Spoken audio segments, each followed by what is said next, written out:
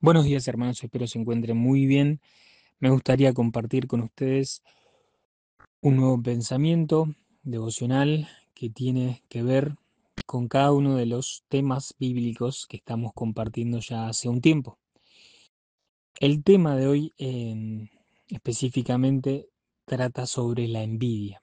La envidia es una palabra que escuchamos seguido, pero que pocas veces nos detenemos a entender qué significa realmente. En la Biblia tiene un sentido mucho más profundo. En hebreo la palabra es kiná, que puede significar celos, ardor, incluso celo intenso o rivalidad. Es un fuego interno, una emoción que puede ser santa cuando describe, por ejemplo, el celo de Dios, pero destructiva cuando nace del ego humano. En el Nuevo Testamento, en griego, se utiliza la palabra fonos, que implica una tristeza o molestia por el bien ajeno. No es solo querer lo que el otro tiene, sino sufrir porque el otro lo tiene. Y ese fuego torcido es aquello que Dios nos invita a reconocer en nuestra vida y a sanar. Sería bueno que puedan tener una Biblia al lado para poder ir compartiendo los versículos en su casa y meditando más profundo acerca del texto que vamos a leer.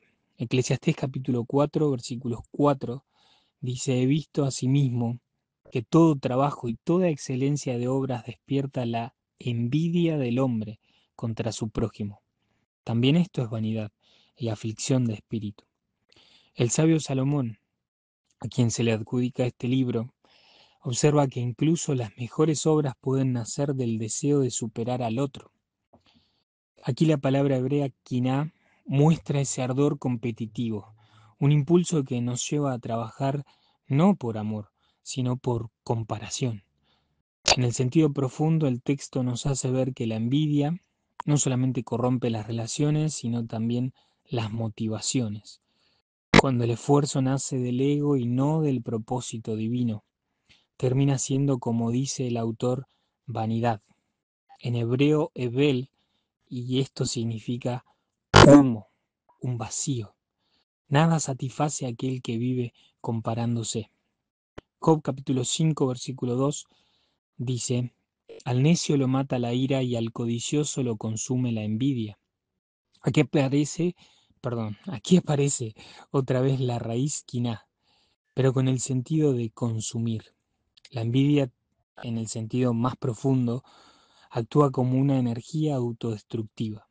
El sabio Elifaz, quien escribe, está diciendo que el envidioso se devora a sí mismo. La envidia, en su esencia, es pecado contra el mandamiento de amar, porque donde hay amor, hay gozo por el bien ajeno, pero donde hay envidia, hay dolor por la bendición de otro. Por eso la envidia no destruye al envidiado, sino a aquel que la siente. Es un fuego que no calienta, sino que solamente quema por dentro. Proverbios 24:1 hace una advertencia y dice: No tengas envidia de los hombres malos, ni desees estar con ellos. El texto hebreo utiliza la palabra titané de la raíz quiná para expresar el deseo de imitar o tener lo que el otro tiene. En el sentido más profundo, este proverbio revela que la envidia no siempre surge por injusticia, sino por admiración mal dirigida. A veces nuestro corazón siente deseo de participar en los caminos del impío, al ver ese aparente éxito, pero el sabio nos dice: no lo desees. La envidia se disfraza de deseo legítimo, pero su raíz es incredulidad. No es sino dudar de que Dios realmente sea justo conmigo. Por eso este pasaje nos enseña a confiar en el tiempo de Dios, aunque parezca que otros prosperan antes que nosotros. En el Nuevo Testamento, Pablo, en Romanos capítulo 1, versículos 28 y 29, describe la envidia como parte de la decadencia moral del hombre. Y como ellos no aprobaron tener en cuenta a Dios, fueron llenos de toda injusticia, maldad, avaricia, envidia. Aquí aparece el término griego tonos, que significa literalmente malestar por el bien ajeno. Pablo no la pone al final de la lista, sino en el centro, mostrando que la envidia es raíz de muchos otros pecados: la contienda, el engaño, la división. En el sentido profundo, esto muestra que la envidia nace del rechazo a Dios como fuente de satisfacción. Cuando el ser humano deja de mirar al Creador, cuando cada uno de nosotros dejamos de mirar al Creador, empezamos a mirarnos entre nosotros. Esa mirada horizontal nace, de esa mirada horizontal nace el conflicto. ¿Por qué él y no yo? Así la envidia se convierte en señal de un corazón que ha perdido la referencia del cielo.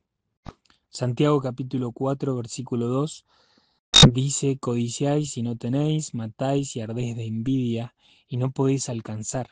Combatís y lucháis porque tenéis lo que porque no tenéis, pero no tenéis lo que deseáis, porque no pedís. El verbo griego traducido como ardéis de envidia es celo con z, que implica un ardor intenso, casi como hervir por dentro. Santiago muestra que la envidia no solamente es un sentimiento, sino un motor de conflicto. El corazón envidioso vive en lucha, porque ha perdido el hábito de pedirle a Dios. En el sentido profundo, el texto nos enseña que la oración sana a la envidia. Cuando el alma ora, cuando nosotros oramos, dejamos de compararnos. Cuando pedimos según la voluntad de Dios, entendemos que cada bendición tiene su tiempo y su medida para cada uno de nosotros. Gálatas capítulo 5, versículo 26. No nos hagamos vanagloriosos, irritándonos unos a otros, envidiándonos unos a otros. Aquí vuelve la palabra tonos. Pablo la pone como opuesta al fruto del Espíritu. En el sentido profundo, la envidia es la antítesis del amor. Donde hay amor del Espíritu, hay gozo en el otro. Donde hay envidia, hay separación. Cuando dejamos que el Espíritu gobierne el corazón, la envidia se disuelve porque entendemos que cada uno tiene un propósito. Lo que Dios tiene para vos no se lo va a dar a otro, y lo que Él tiene para otro no te lo va a quitar a vos. Es simple, pero difícil de entender cuando estamos mirando de esta manera.